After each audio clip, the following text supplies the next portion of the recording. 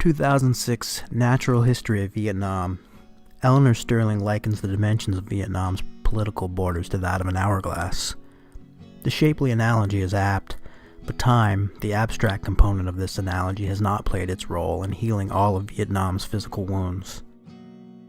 Remnants of the Vietnam War, the American War as they call it, compose only the top layer in this tiny country's geology of war, a strata that digs down through 1,000 years of Vietnamese history. In many cases, the rusting airplanes and tank carcasses are sources of pride for the Vietnamese, acting as displays in the Museum of Vietnam's War for Independence. And though they act as uncomfortable reminders, the war has long been over for these hulks. They're no threat to anyone.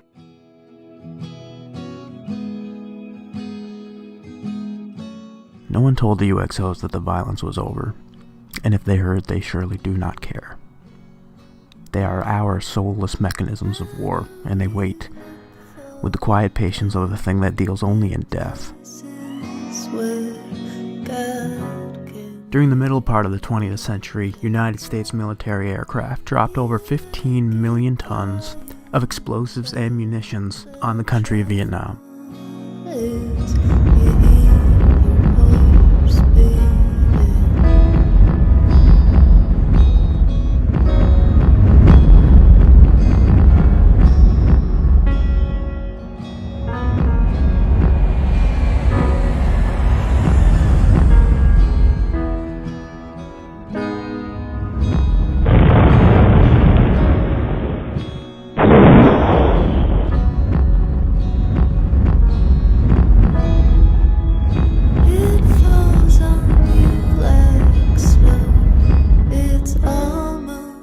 Today, the danger comes not from the bombs that did explode. It comes from the bombs that did not. They are the legacy.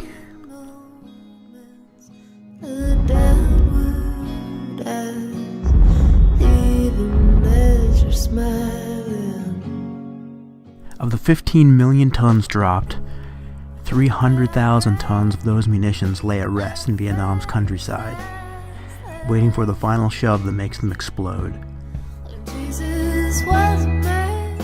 They're everywhere. These bombs, the rockets, anti-personnel mines, anti-tank mines, are known collectively as unexploded ordnance, UXO. These devices do not discriminate.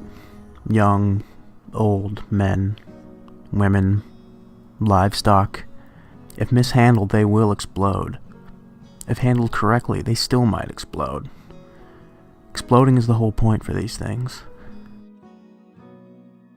Since the war ended in 1975, 35,000 Vietnamese civilians have been killed in unexploded ordnance accidents.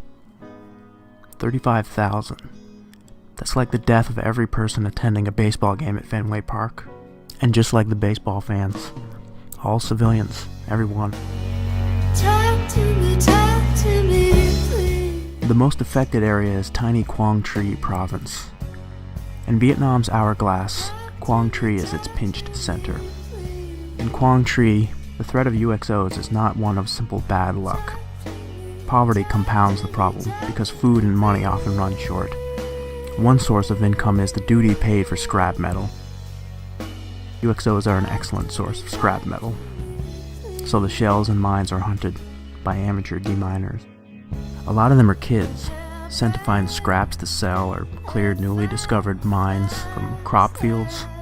Quang Tri's western half is a rugged place. There are no fields to spare. The mines must go with or without the assistance of a professional.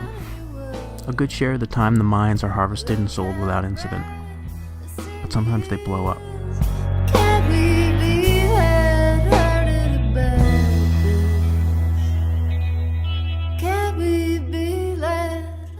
At the end of 2000, the Vietnam Veterans Memorial Fund, these are the folks that built the Vietnam Memorial in Washington, D.C., returned to Vietnam. The delegation, mostly veterans of the war, had been invited to celebrate 25 years of peace. Vietnam War veterans possess a unique knowledge of Southeast Asia. They knew that if anyone had earned a peaceful existence, it was the Vietnamese. Something had to be done about the UXOs. A true peace for Vietnam meant getting the bombs and the mines out of the ground, neutralize the threat so that no one else gets hurt, and help those who have been hurt construct a meaningful life with things like medicine, prosthetics, or maybe a house, a job, an education, a cow. Anything they could do to help. It was time to do it. They started an organization. They called it Project Renew. Restoring the environment and neutralizing the effects of war. That's the acronym. Neutralizing the effects of war. It's the least we can do.